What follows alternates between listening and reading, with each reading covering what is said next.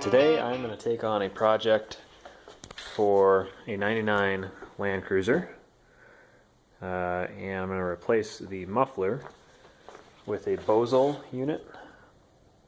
Looks like an aluminum muffler, not expecting it to last forever, but the OEM option is like $900, so that's not really going to happen. Not sure if you can see it there, but the OEM muffler is rusted, and I'll give you a sound clip in a second. It sounds terrible. It sounds absolutely awful. It's got holes in it, and there may as well not be a muffler there. It's awful. I've been spraying the connections with penetrating oil.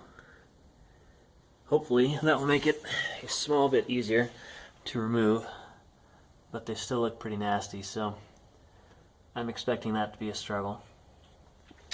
So here's the new unit from Bosal. I think that's how you say it.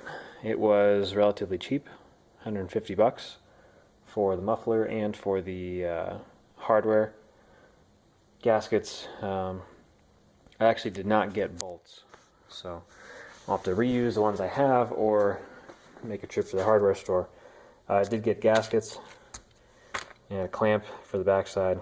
I think I've got all the right parts here, but I'll confirm that later. And that's all the parts that are going to go into this, so I'll start it up, give you a good before, and get started. Okay, this will serve as the before audio and video, so you can hear what a really bad muffler sounds like on a 100 series Land Cruiser. I'll do a walk around too, so you get a feel for how it sounds everywhere. This is in the cabin with the doors closed. Nice and loud. Not quite as loud as a straight piped vehicle, but it is obnoxious and it sounds terrible. And there are certain frequencies right there that sounds okay. But certain frequencies are just awful. Very loud, a lot of resonance, not how it's supposed to sound. So that's with the door open, quite a bit louder.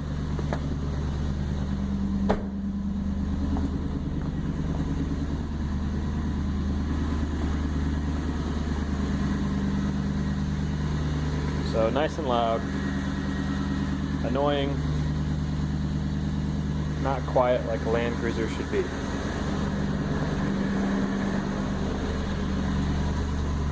So now I'll get to work and I will show an after video so we can see if the aftermarket unit sounds like it should.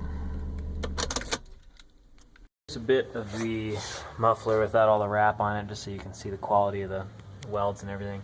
It's not great.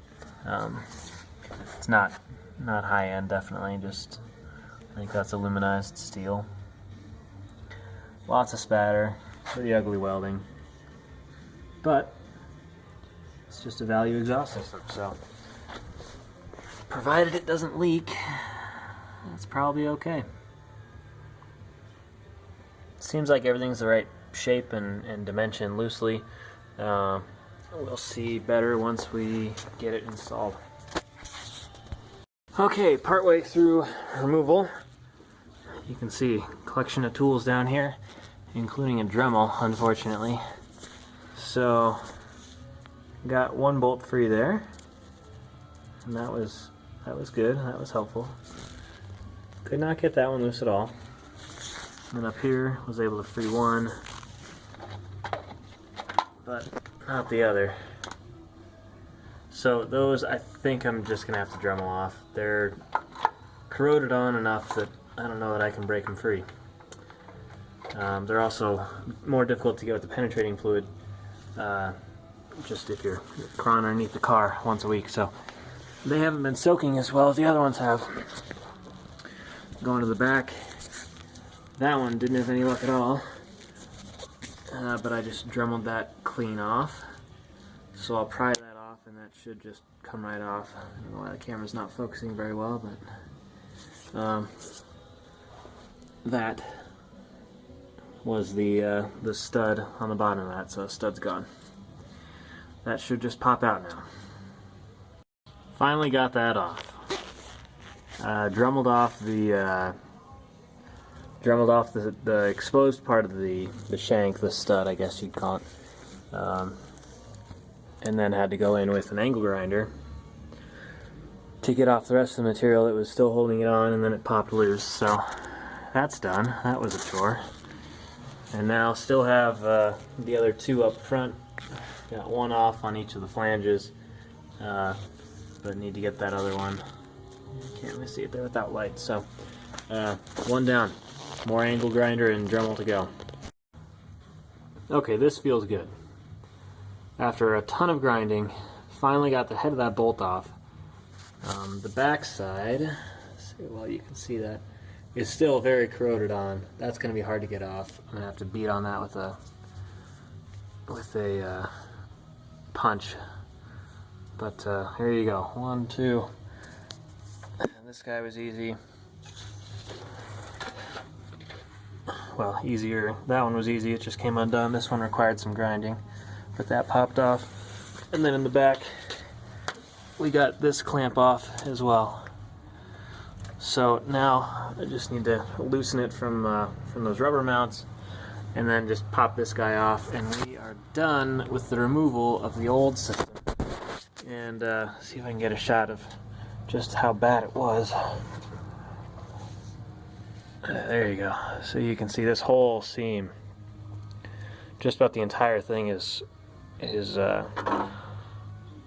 corroded away. And here you can see the shell is just completely separated from the rest of the casing. And got a hole in the bottom. It's in terrible shape. So this should be a good improvement, even if the new one is not a performance improvement. It will be nice and quiet. Okay, side-by-side comparison.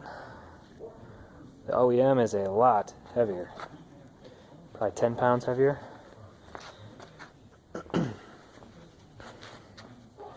So I'm going to have to transfer this unit. I actually have no idea what that even is.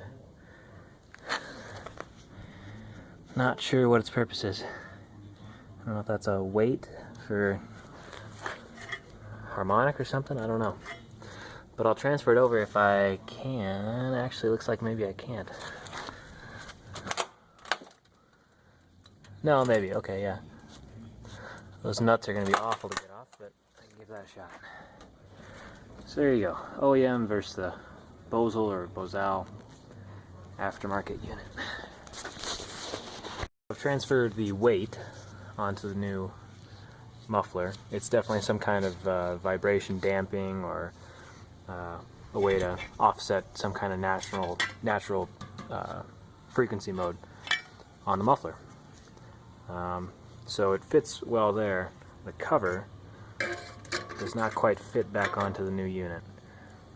So I'm going to have to Dremel the shield part here on the top and on the bottom.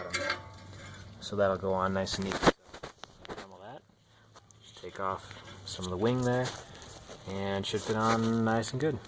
Okay, got that damper switched over, and not sure how clear that's going to be on the video. There we go. Very close over there, but it's not touching. Should be all good there. So this gasket goes on the rear end here. You can see the old one. So that'll slip on there, just like that. And on the other side, hard to see the other one, but this one hopefully you can see. There's a gasket there. There's material left on the other side, so I'm going to try and clean that up with a wire brush. But I've got new gaskets that'll go on these flanges there. We can reuse the hangers, those are okay, and we'll be all good. The hangers are a little different. You can notice here they just have a bend down. The old ones had a thicker section towards the end to hold the bushing on, and this just relies on gravity, so a little difference there, but not a big deal. So I was going to reuse the hardware that holds the flanges together towards the front, but they're in rough shape. I don't know how well this is going to show. Focus? No? Okay. But they're rough. They've got a lot of corrosion on it. If I have to take this apart again, they may strip real easy.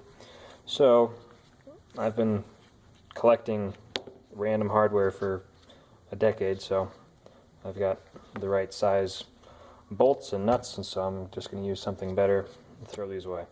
I've got a collection of others that have just been ground off, taking this off, and I don't want to go through that again. So I'm going to use new hardware, or newer hardware. You could get this stuff at Home Depot, Lowe's, or online, or a junkyard like I do. Okay, wrestling this into place can be tough with just one person, but it's definitely doable. What I did is I just laid underneath this, the body part here, with my feet down that way, and I got this back side in first because that just slips on.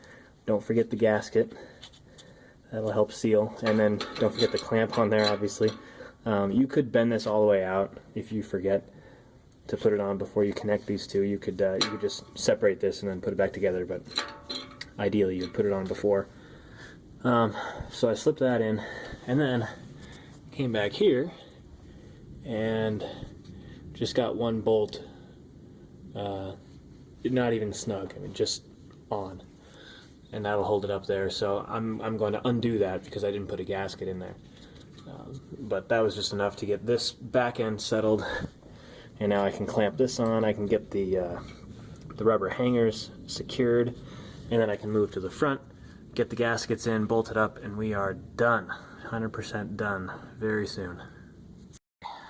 New exhaust from Bozal, or Bozal, just the muffler, is installed, and I gave you a before sound clip earlier.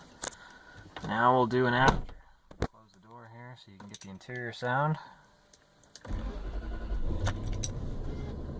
Ah, much better.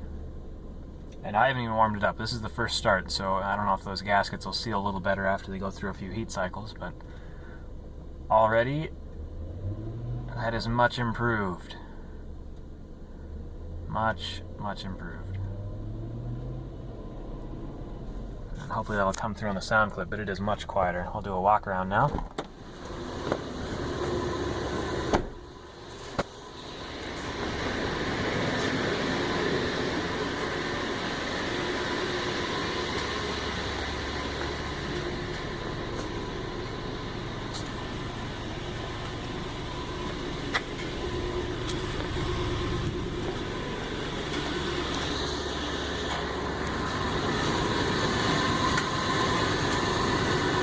Sounds good. I don't hear any leaks.